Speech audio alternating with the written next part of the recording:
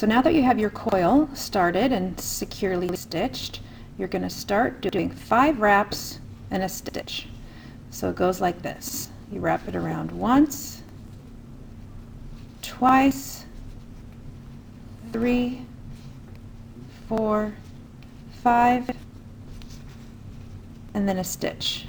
My yarn is getting really short here so I'm going to show you how to add some more yarn, so be very careful. I'm going to put this through here and do a stitch. And you always want to make sure that all of your wraps and stitches, see how they all line up like they're little soldiers laying next to each other. So I am very short on yarn here. I need to start a new piece. So I'm going to take my needle off. I'm going to pull that stitch really tight, wrap it around one more time, and then I'm going to lay this down. And I'm going to get my new piece of yarn, thread my needle,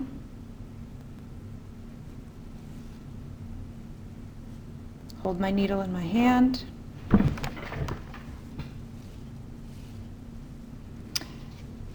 here's my old piece.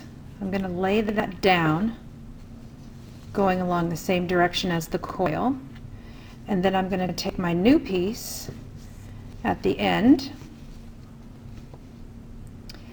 and I'm going to lay that down next to it, so they're little friends laying next to each other. See how those two ends are together? I'm going to hold those two ends with my thumb, and then I'm going to start doing my wraps and a stitch. I already had one wrap from before, so that's 2, 3, 4, 5. Now you see how these wraps are covering up these two end pieces, and they'll just be tucked under there and you won't even be able to see them. So then I'm going to go through and do a stitch,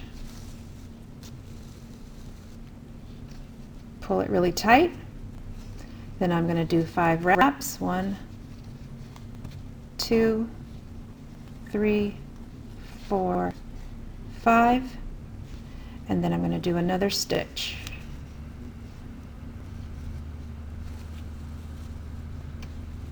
And you're going to keep repeating that process until you get all the way around to here where you did your initial stitch to hold the coil together.